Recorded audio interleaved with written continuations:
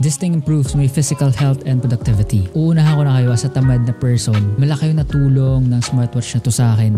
First of all, meron siyang to-do list. Maraming tools dito na malaki yung benefits or malaki yung potential na makatulong sa productivity nyo as a work from home person or hindi masyadong naglalabas. Meron dyan yung i-remind ka niya na tumayo or mag-jog or mag-walk. Di ko alam kung ilan minutes or hours yung intervals niya pero i-remind ka niya if nadetect niya na parang feel ko parang tinatamad. Ewan ko, di ko alam ano yung basehan niya pero if parang nakaslouch ka palagi or if parang ganda ng timing niya palagi na parang pag tinatamad ka or parang wala kang ginagawa, nakaslouch ka lang, nagdetekto ka lang all day tapos bigla kang i-remind na stand up or a reminder to jog or to walk. Parang ganyan. Tapos isang factor din dito yung meron kang goals na steps. For example dito 8,000 per day, 12 na stands, and 300 calories to consume. And may kita mo yung stats dito, yung mga circles. Ayun, parang gusto mo everyday ma-achieve or ma-hit yung goals na to.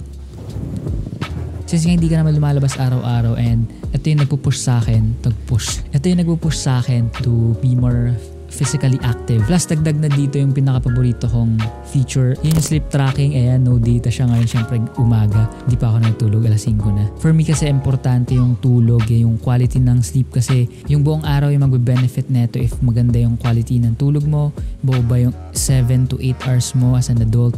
Yan. So, palagi yung chine-check if malaki ba or mahaba ba yung deep sleep ko or yung ano pa ba, yung light sleep ko or nagising ba ako nung gabi habang natulog ako so nabawasan yung masa mga ganyang score. May sleep score pa.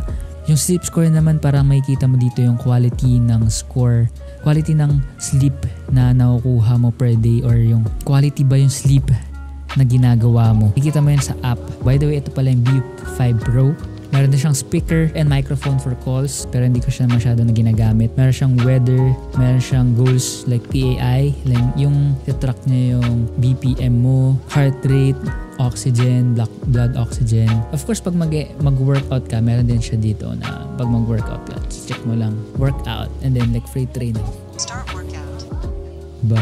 Angas. Oo na. May stress level din, yung activities mo, yung goals mo per day, may track mo rin siya dito. May alarm, may calendar, and magagamit mo rin to for music listening if gusto mo i-play or pause. If nasa phone, tas naka-earphones ka, naka-earbuds ka, gusto mo i-pause, tas malayo yung phone mo, pause, play, gano'n, diba, Stig? So, sobrang laki ng health benefit neto sa mga work from home, ng mga gusto rin improve yung lifestyle, yung physical activities, and of course, yung productivity. So, para sa inyo to. Para sa atin to.